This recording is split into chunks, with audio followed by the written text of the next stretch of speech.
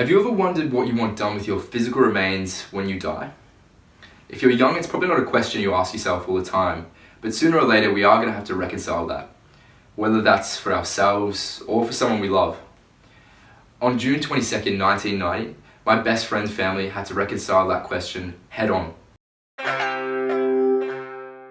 After battling the growth of a deep-seated brain tumour for almost 15 years, Roy Schiavello, a 30-year-old computer programmer from the Northern Suburbs of Melbourne, died of cardiac arrest as a result of a really high-risk brain operation. This loss in itself of such a young man is devastating, but what followed was one of the most unique acts of death ritual in Australian history. The day before his surgery, Roy gave his family a key to his bedroom, explaining that if the worst possible scenario was to happen, that all the information they needed would be in their drawers. What they found was a pile of documents explaining that Roy Schiavello wanted to be cryonically frozen, so that one day he might be able to live again. It detailed the organisation to contact, the method of preservation, the costs involved, the risks involved, and even a brief explanation as to why he wanted to be cryonically preserved in the first place. So you're probably asking, what is cryonic preservation? Cryonics, put simply, is a field of science that explores the possibility of life after death.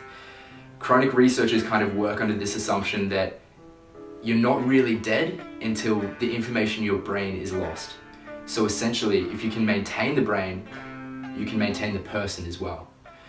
In Roy's case, his hope was to remain frozen until medical technology had reached the point where not only would he be able to be reanimated, but his condition could be cured as well. What's most remarkable about this situation is that, like a lot of people, Roy's family didn't even really agree with this hypothesis. They didn't believe in this experimental science. What forced them to navigate all these legal barriers, these logistical hurdles, wasn't the faith that Roy had maintained within his own life privately, but just a desire to do the right thing by him.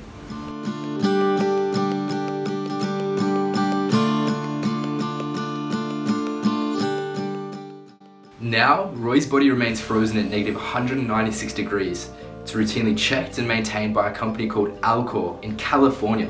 He's the first ever Australian to undergo cryopreservation. Now, on its surface, this does look wildly different from your usual death ritual of burial or cremation, but there is one key similarity.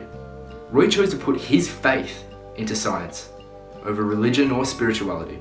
Whether or not you agree with this science or Roy's decision, it's kind of beside the point. He earns a place in Australian history by becoming the first ever one of us to look death in the face and say, you know what, mate, not today. Not today.